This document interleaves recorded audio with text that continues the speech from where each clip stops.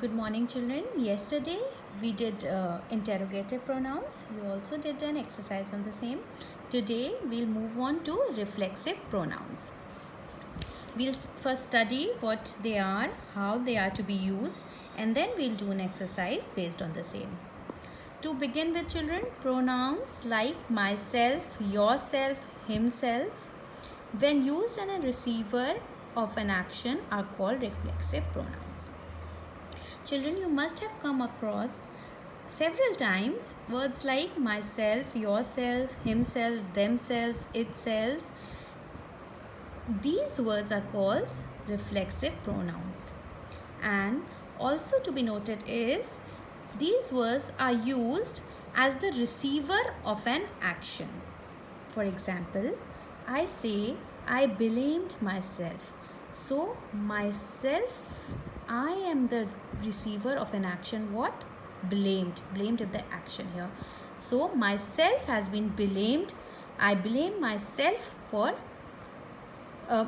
anything that went wrong.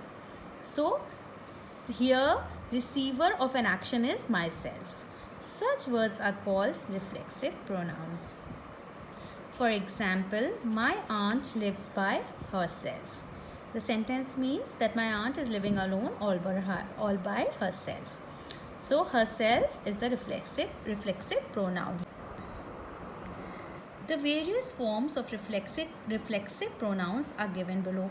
Children, this is a table. I will also send you the picture of this. It is very important and very easy. Once you learn this, rather understand it well, it will be very easy for you to fill in reflexive pronouns or to use it in your writings. Children, this table has two columns. One where the subject is singular, what reflexive pronoun do you use when the subject is singular, and when the subject is plural, what reflexive pronouns you are supposed to use. Firstly, in the first column, it tells when you talk of the subject in the first person. When you say I. With I, what reflexive pronoun do you use? Myself. Like we studied here, I blamed myself. So, I blamed myself. You use myself with I. In the second person, children, you, yourself. If I form a sentence, it will be you, yourself, should go and seek help. So, with second person you will use yourself. When we talk of third person, in the singular subject, it says he. With he, you use himself, and with she, herself, because here the gender comes into action. When we talk of he, it's a male. So, he himself. He lives by himself. That is, he lives all alone, only by himself. Yes, on his own.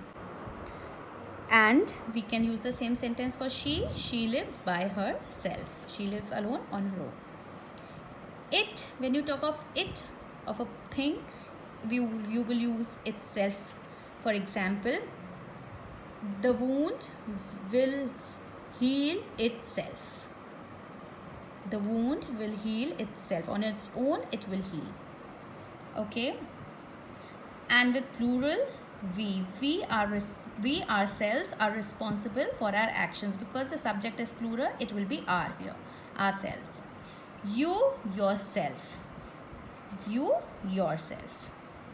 And when we talk of they, for a group of people, themselves. They tried to keep themselves warm.